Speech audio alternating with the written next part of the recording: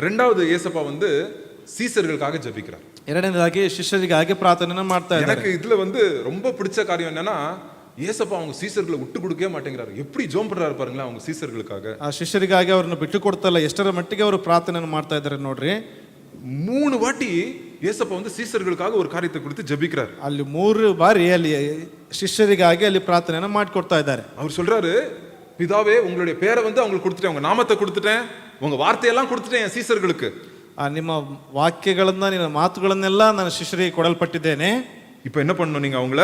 ನೀವೇನ್ ಮಾಡಬೇಕು ಇವಾಗ? 11வது வசனத்துல பாருங்க, அருமையான 11வது வசனம் பாருங்க. நான் இனி உலகத்தில் இரேன், நான் உலகத்தில் இருக்க மாட்டேன், இவர்கள் உலகத்தில் இருக்கிறார்கள், என் சீசர்கள் உலகத்தில் இருக்க போறாங்க, நான் உம்மிடத்திற்கு வருகிறேன், நான் வந்து பிதாவே உங்ககிட்ட வரேன். பரிசுத்த பிதாவே நீர் எனக்கு தந்தவர்கள் அந்த சீசர்கள் நம்மை போல ஒன்றாய் இருக்கும்படி நீர் அவர்களை உம்முடைய நாமத்தினாலே காத்துக்கொள்ளும். உம்முடைய நாமத்தினாலே என்ன பண்ணுங்க? காப்பாத்துங்கப்பா, காப்பாத்திக் கொள்ளுங்கப்பா, இவங்களை ப்ரொடெக்ட் பண்ணுங்க அப்படின்னு ஏசப்பா ஜெபிக்கிறார். ಅಲ್ಲಿ ಯೇಸು ಕ್ರಿಸ್ತನ ಪ್ರಾರ್ಥನೆ ಮಾಡ್ತಾ ಇದ್ದಾನೆ, ಇವರನ್ನ ಕಾಪಾಡ್ರಿ, ಇವರನ್ನ ನಡೆಸ್ರಿ ಅಂತಕ್ಕಂಥ ರೀತಿಯಲ್ಲಿ ಅವರು ಪ್ರಾರ್ಥನೆ ಮಾಡ್ಕೊಳ್ತಾ ಇದ್ದಾರೆ. 12வது வசனத்துல திருப்பி அதான் சொல்றாரு. 12ನೇ ವಚನದಲ್ಲಿ ಪುನಃ ಅದನ್ನ ಹೇಳ್ತಾ ಇದ್ದಾರೆ. உங்களுடைய நாமத்தினாலே உங்களை காப்பாத்துங்கப்பா அப்படின்னு 12வது வசனத்துல ನಿನ್ನ ಹೆಸರಿನ ನಿಮಿತ್ತವಾಗಿ ಅವರನ್ನು ಕಾಯುತ್ತಾ ಬಾ ಎಂಬುದಾಗಿ ಹೇಳ್ತಾ ಇದ್ದಾರೆ. திருப்பி 15வது வசனத்திலே அதான் சொல்றாரு. ಪುನಃ 15ನೇ ವಚನದಲ್ಲೂ ಕೂಡ ಅದನ್ನ ಹೇಳ್ತಾ ಇದ್ದಾರೆ. 15வது ವಚನದಲ್ಲಿ என்ன சொல்றாரு ஏசப்பா? 15ನೇ ವಚನದಲ್ಲಿ ಹೇಳ್ತಾ ಇದ್ದಾರೆ, நீர் அவர்களை உலகத்திலிருந்து எடுத்துக்கொள்ளும்படி நான் வேண்டிக் கொள்ளாமல் நீர் அவர்களை தீமை நின்று காக்கும்படி வேண்டிக் கொள்கிறேன். தீமையிலிருந்து காத்துக்கொள்ளுங்கப்பா அவங்கள அப்படின்னு சொல்றாரு. ಅಲ್ಲಿ ನೋಡ್ತೇವೆ, ಕೆಡುಕನಿಂದ ತಪ್ಪಿಸಿ ಕಾಪಾಡಬೇಕೆಂಬುದಾಗಿ ಕೇಳಿಕೊಳ್ತಾ ಇದ್ದಾರೆ. எவ்வளவு அன்பு பாத்தீங்களா ஏசப்பாக்கு அவங்க சீசர்கள் மேல. ಯೇಸು ಕ್ರಿಸ್ತನ ನೋಡ್ತೇವೆ, ಆತನ ಶಿಷ್ಯರ ಮೇಲೆ ಎಷ್ಟು ಪ್ರೀತಿಯನ್ನು ನೋಡ್ತೇವೆ. ஆண்டவருக்கு வந்து அவருடைய ஊழியக்காரர்கள் மேல அவ்வளவு அன்பு வைத்திருக்கிறார். ಅಲ್ಲಿ ನೋಡ್ತೇವೆ, ಆತನ ಸೇವಕರುಗಳ ಮೇಲೆ ಅಷ್ಟು ಪ್ರೀತಿಯನ್ನು ಇಟ್ಟುಕೊಳ್ಳಲ್ಪಟ್ಟಿದ್ದಾರೆ. பாதுகாத்துக்கொள்ளுங்க, ப்ரொடெக்ட் பண்ணுங்க 3 வாட்டி சொல்றாரு ஆண்டவர். ಅಲ್ಲಿ 3 ಬಾರಿ ಹೇಳ್ತಾ ಇದ್ದಾರೆ, ಕಾಪಾಡ್ರಿ ಎಂಬುದಾಗಿ. அப்புறம் 17வது வசனத்துல ஒரு காரியத்தை சொல்றாரு. 17ನೇ ವಚನದಲ್ಲಿ ಒಂದು ಕಾರ್ಯಗಳನ್ನು ತಿಳಿಸ್ತಾರೆ.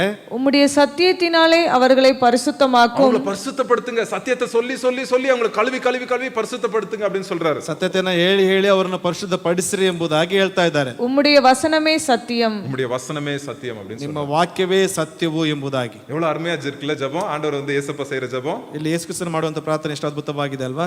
ಸರಿ, ಫಸ್ಟ್ வந்து ஏசப்பா அவருக்காக ஜெபித்தாரு. ಮೊದಲನೇದಾಗಿ ಯೇಸು ಕ್ರಿಸ್ತನು ಅವರಿಗಾಗಿ ಪ್ರಾರ್ಥನೆ ಮಾಡಿದರು. இரண்டாவது சீசர்களுக்காக ஜெபித்தாரு. ಎರಡನೇದಾಗಿ ಶಿಷ್ಯರಿಗಾಗಿ ಪ್ರಾರ್ಥನೆ ಮಾಡಿದ್ದಾರೆ. இப்போதான் முக்கியமான பாயிண்ட், உங்களுக்கும் எனக்காக ஏசப்பா ஜெபிக்கிறார். அது என்னதான் ஜெபிக்கிறாருன்றத பாப்போம். ಈಗ ಮುಖ್ಯವಾಗಿರತಕ್ಕಂಥದ್ದು ನಮಗಾಗಿ ಪ್ರಾರ್ಥನೆ ಮಾಡೋದಕ್ಕಿದ್ದಾರೆ, ಅದು ಏನೆಂಬುದಾಗಿ ನೋಡಿಕೊಳ್ಳೋಣ. 20வது வசனத்துல என்ன சொல்லுது?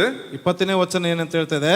நான் இவர்களுக்காக வேண்டிக் கொள்கிறதும் அல்லாமல், என் சீசர்களுக்காக மாத்திரம் வேண்டிக் கொள்கிறது அல்லாமல், இவர்களுடைய வார்த்தையினால் என்னை விசுவாசிக்கிறவர்களுக்காகவும் வேண்டிக் கொள்கிறேன். யார் அப்படின்னா யாருக்காகலாம் ஜெபம் பண்றாரு? இயேசு கிறிஸ்து சீசர்களுடைய வார்த்தையை கேட்டு ஏசப்பா விசுவாசிக்கிறவங்க யார் அதெல்லாம் யாரெல்லாம் உங்க பிள்ளைங்க ஏசப்பா சீசர்கள் வார்த்தையை கேட்டு விசுவாசிக்கிறாங்கன்னா அவங்களுக்காகவும் ஜெபம் பண்றாரு ஏசப்பா. உங்களுக்காக ஜெபம் பண்றாரு, உங்க கணவனுக்காக, உங்க மனைவிக்காக, உங்களுக்காக, எல்லாருக்காகவும் ಜೆಬಂ பண்றாரு ಏಸಪ್ಪ. ಅಲ್ಲಿ ನೋಡ್ತೇವೆ ಯೇಸು ಕ್ರಿಸ್ತನಿಗಾಗಿ, ಅಲ್ಲಿ ನೋಡ್ತೇವೆ ತನ್ನ ಶಿಷ್ಯರಿಂದ್ರಿಗೆ ಮಾತ್ರ ಅಲ್ಲ, ಆತರ ಶಿಷ್ಯರ ವಾಕ್ಯಗಳ ಮೂಲಕವಾಗಿ ನಂಬುವ ಪ್ರತಿಯೊಬ್ಬರಿಗೂ ಕೂಡ ನಮಗಾಗಿ ಅವರನ್ನು ಕೇಳಿಸಿಕೊಂಡಿರ್ತಕ್ಕಂಥ ಪ್ರತಿಯೊಬ್ಬರಿಗಾಗಿ ಯೇಸು ಕ್ರಿಸ್ತನಲ್ಲಿ ಪ್ರಾರ್ಥನೆಯನ್ನು ಮಾಡ್ತಾ ಇದ್ದಾರೆ ಎಂಬುದಾಗಿ. 21வது வசனம் படிப்போம். 21ನೇ ವಚನ ಓದಿಕೊಳ್ಳೋಣ. அவர்கள் எல்லாரும் ஒன்றாய் இருக்கவும், பிதாவே நீர் என்னை அனுப்பினதை உலகம் விசுவாசிக்கிறதற்காக நீர் என்னிடத்திலேயும் நான் உம்மிலேயும் இருக்கிறது போல அவர்கள் எல்லாரும் நம்மில் ஒன்றாய் இருக்கவும் வேண்டிக் கொள்கிறேன். பாருங்க, என்னவா இருக்கணுமா எல்லாரும்? என்ன இருக்கணுமா? எல்லாரும் நம்ம எல்லாம் ஒண்ணா இருக்கணும், சண்டை போட்டுன்னு இருக்கணுமாமா? ஜேசப்பா என்ன சொல்றாரு? நம்ம எல்லாரும் விசுவாசிங்க எல்லாம் ஒற்றுமையா இருக்கணுமாங்க. விசுவாசிಗಳೆಲ್ಲರೂ ಅಲ್ಲಿ ನೋಡ್ತೇವೆ ಒಂದಾಗಿ ಇರಲ್ಪಡಬೇಕಂತೆ. நம்ம ஒரு மனதோட இருக்கிறோமே, அதே போல நம்ம சர்ச்ல இருக்க விசுவாசிகள் என்னவா இருக்கணுமா? ஒரே மனதோட ஒண்ணா இருக்கணுமா அப்படின்னு சொல்றாங்க. ನಾವೆಲ್ಲರೂ ಏಕ ಮನಸ್ಸುಳ್ಳವರಾಗಿರುವಂತ ರೀತಿಯಲ್ಲಿ ವಿಶ್ವಾಸಿಗಳೆಲ್ಲರೂ ಸಭೆಯಲ್ಲಿರ್ತಕ್ಕಂಥ ಪ್ರತಿಯೊಬ್ಬರು ಏಕ ಮನಸ್ಸುಳ್ಳವರಾಗಿರಬೇಕು ಎಂಬುದಾಗಿ. அப்பதான் உலகத்துக்கே தெரியுமா, இவங்க கிறிஸ்டியன்ஸ்பா, கிறிஸ்டியன்ஸ் வந்து சண்டை போட்டுக்க மாட்டாங்க, அடிச்சுக்க மாட்டாங்க, இவங்க ஒரு மனதோட இருப்பாங்க அப்படின்னு அப்பதான் உலகத்துக்கு தெரியும் அப்படின்னு. ಆಗ ಲೋಕದಲ್ಲಿರ್ತಕ್ಕಂಥವ್ರಿಗೆ ಗೊತ್ತಾಗ್ತದೆ, ಇವರು ಕ್ರೈಸ್ತರಾಗಿರ್ತಕ್ಕಂಥವ್ರು ಇವರು ಜಗಳಗಳನ್ನು ಮಾಡಿಕೊಳ್ಳುವುದಿಲ್ಲ ಎಂಬುದಾಗಿ, ಒಂದಾಗಿರ್ತಾರೆ ಎಂಬತಕ್ಕಂಥ ಒಂದು ಆಲೋಚನೆಗಳು. ಸೋ ஒரு மனத்துக்காக ஏசப்பா ஜெபம் பண்றாரு. ಅಲ್ಲಿ ಏಕ ಮನಸ್ಸಿಗಾಗಿ ಅಲ್ಲಿ ಪ್ರಾರ್ಥನೆಯನ್ನು ಮಾಡ್ತಾ ಇದ್ದಾರೆ. இது ஒரு சூப்பரான அடுத்த வசனம். 22வது வசனத்துல பாருங்க, எதுக்காக ஏசப்பா ஜெபிக்கிறாரு? நம்மளுக்காக. நாம் ஒன்றாய் இருக்கிறது போல அவர்களும் ஒன்றாய் இருக்கும்படி நீர் எனக்கு தந்த மகிமையை நான் அவர்களுக்கு கொடுத்தேன். என்ன கொடுத்தாரு நம்மளுக்கு ஏசப்பா? மகிமை. என்ன மகிமை? அவருடைய அந்த செகேனா மகிமையை நம்மளுக்கு என்ன பண்ணிருக்காங்க? தேவன் கொடுத்திருக்கிறார். மகிமையை நம்மளுக்கு கொடுத்திருக்காங்க. ಆತನ ಶಕಿನಾ ಮಹಿಮೆಯನ್ನ ನಮಗೆ ದೇವರು ಕೊಡಲ್ಪಟ್ಟಿದ್ದಾನೆ. தேவன் மகிமை நம்மளுக்குள்ள இருக்குங்க. ದೇವರ ಮಹಿಮೆ ನಮ್ಮಲ್ಲಿ ಇದೆ. மகிமைனா என்னது? ಮಹಿಮೆ ಅಂದ್ರೇನು? the glory அப்படின்னு சொல்லுவாங்க இங்கிலீஷ்ல. அது வந்து ஆண்டவருடைய பிரபாவா, கன்னடத்துல மகிமை பிரபாவா. ஆண்டவருடைய அந்த பிரசன்ஸ், பிரசன்னம், ஆண்டவருடைய பிரசன்னத்தை நம்மளுக்கு வந்து ஏசப்பா கொடுக்கணும்னு ஜோம் பண்றாரு. ஒரு விசுவாசிக்கும் ஆண்டவருடைய பிரசன்னம் இருக்கணும், மகிமை இருக்கணும் அப்படின்னு ஏசப்பா ஜோம் பண்றாரு. ಅಲ್ಲಿ ದೇವರ ಒಂದು ಮಹಿಮೆ, ಪ್ರಸನ್ನತೆ, ಒಂದು ಪ್ರಭಾವ ಪ್ರತಿಯೊಬ್ಬನಿಗೂ ಇರಲ್ಪಡಬೇಕೆಂಬುದಾಗಿ ಅಲ್ಲಿ ಪ್ರಾರ್ಥನೆ ಮಾಡ್ತಾ ಇದ್ದಾರೆ. அதான் ஆண்டவர் எதிர்பார்க்கிறார். ಅದನ್ನ ದೇವರು ಎದುರು ನೋಡ್ತಾ ಇದ್ದಾರೆ. இது என்னுடைய ஜெப குறிப்பு இல்ல, உங்களுக்காக பிரதரோட ஜெப குறிப்பு இல்ல, இயேசு கிறிஸ்து நம்மளுக்காக ஜெபிக்கிற ஜெபங்க. ಇದು ನಮ್ಮ ಒಂದು ಪ್ರಾರ್ಥನೆ, ಒಂದು ಮನವಿ ಅಲ್ಲ, ಅಥವಾ ಸಹೋದರರ ಪ್ರಾರ್ಥನೆ ಮನವಿಯಲ್ಲ, ದೇವರು ನಮಗಾಗಿ ಕೇಳಿಕೊಳ್ಳುವಂತ ಒಂದು ಮನವಿಯಾಗಿದೆ. சரி, மகிமை ஃபர்ஸ்ட், ஒற்றுமை, அப்புறம் மகிமை. 23வது வசனத்துல என்ன போட்டிருக்காரு? ಮೊದಲನೇದಾಗಿ ನಾವು ನೋಡ್ತೇವೆ ಏಕತೆ, ಅದಾದ ನಂತರದಲ್ಲಿ ಮಹಿಮೆ, ಅದಾದ ನಂತರದಲ್ಲಿ ಎಂಬುದಾಗಿ 23வது வசனத்துல என்ன போட்டிருக்காரு? ஒருமைப்பாட்டில் அவர்கள் தேறினவர்களாய் இருக்கும்படிக்கும் என்னை நீர் அனுப்பினதையும் நீர் என்னில் அன்பாய் இருக்கிறது போல அவர்களிலும் அன்பாய் இருக்கிறதையும் உலகம் அறியும்படிக்கும் நான் அவர்களிலும் நீர் என்னிலும் இருக்கும்படி வேண்டிக் கொள்கிறேன். என்ன சொல்றாரு திருப்பிங்க ஆண்டவரே? ಏನಂತ ಹೇಳ್ತಿದ್ರೆ ದೇವರು ಪುನಃ ಇಲ್ಲಿ, ஆண்டவரே பிதாவே, நீங்க என்ன நேசிச்சீங்க, உலகத்துல இருக்கும்போது என்ன நேசிச்சீங்க, அதே அன்பு வந்து எல்லா விசுவாசிகளுக்கும் நீங்க கொடுங்கப்பா, அதே அன்பு அவங்க இருதயத்திலே இருக்கணும்ப்பா அப்படின்னு சொல்றாரு ஆண்டவர். ಲೋಕದಲ್ಲಿರುವಾಗ ನನ್ನನ್ನು ಪ್ರೀತಿಸಲ್ಪಟ್ಟಿದ್ದೀರಿ, ಅದೇ ರೀತಿಯಾಗಿರ್ತಕ್ಕಂಥ ಪ್ರತಿಯೊಬ್ಬರಿಗೂ ಒಂದು ಪ್ರೀತಿಯಿಂದ ತುಂಬಿಸಲ್ಪಡ್ರಿ ಎಂಬುದಾಗಿ. யோசித்து பாருங்க, திருப்பி நான் சொல்றேன், இது வந்து பயங்கரமான வார்த்தை. இது ஏசப்பாவை எந்த அளவுக்கு பிதா நேசிச்சாரோ அதே அளவுக்கு யாரை நேசிக்கிறார் பிதா? நம்ம எல்லாரையும் நேசிக்கிறார். ಎಷ್ಟರ ಮಟ್ಟಿಗೆ ಯೇಸು ಕ್ರಿಸ್ತನನ್ನ ಅವರು ಪ್ರೀತಿಸಲ್ಪಡುತ್ತಾ ಇದ್ರು, ಅಷ್ಟರ ಮಟ್ಟಿಗೆ ಇರ್ತಕ್ಕಂಥ ನಮ್ಮೆಲ್ಲರನ್ನ ಅವರು ಪ್ರೀತಿಸ್ತಾ ಇದ್ದಾರೆ. இவன் என் நேசகுமாரன், இவனிலே நான் என்ன பண்ணிருக்கேன்? பிரியமா இருக்கிறேன்னு சொன்னார்ல ஏசப்பா ஞானஸ்தானம் எடுக்கும்போது.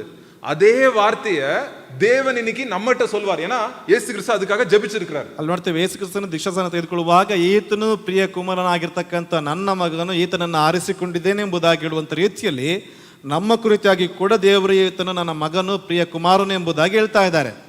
அதாங்க எவ்வளவு ஒரு அருமையான ஒரு காரியம். ಎಷ್ಟು ಅದ್ಭುತವಾಗಿರ್ತಕ್ಕಂಥ ಒಂದು ಕಾರ್ಯ. ஒற்றுமைக்காக ஜெபிக்கிறாரு.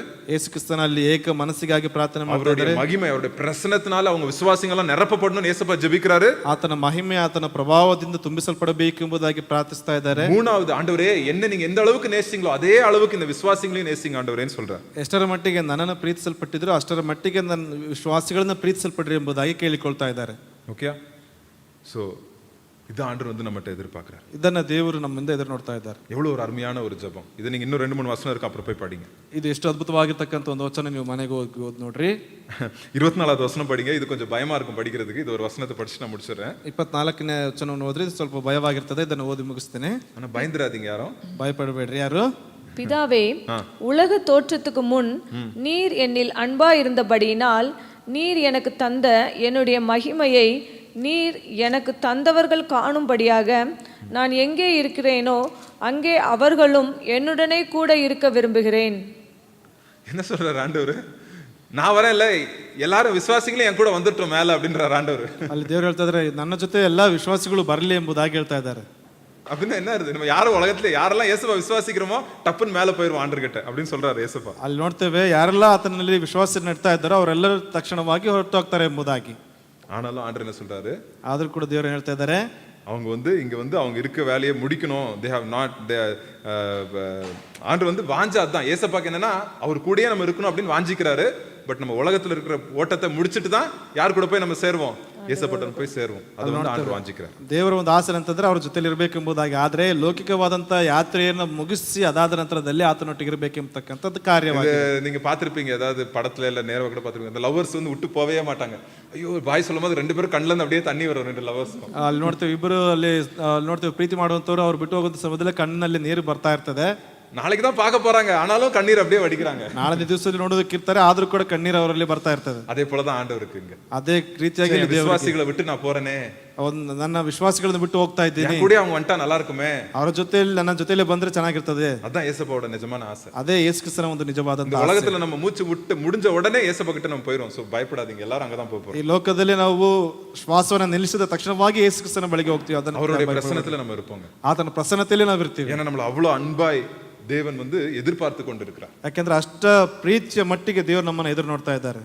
உலகத்துல துக்கம் இருக்கும், கவலை இருக்கும், பட் ஆண்டவர் நம்மள இயேசு கிறிஸ்து நம்மள வரவைக்கிறதுக்கு அவர் ரெடியா இருக்கிறார். ಲೋಕದಲ್ಲಿ ಕಷ್ಟಗಳು ಇರ್ತದೆ, ಆದ್ರೆ ನಮ್ಮನ್ನ ಬರಮಾಡಿಕೊಳ್ಳುವುದಕ್ಕೆ ಯೇಸು ಕ್ರಿಸ್ತನ ಸಿದ್ಧನಾಗಿದ್ದಾನೆ ಎಂಬುದಾಗಿ. சோ இதுதான் இயேசு கிறிஸ்துவோட ஜெபங்க. ಇದೇ ಯೇಸು ಕ್ರಿಸ್ತನ ಒಂದು ಪ್ರಾರ್ಥನೆ.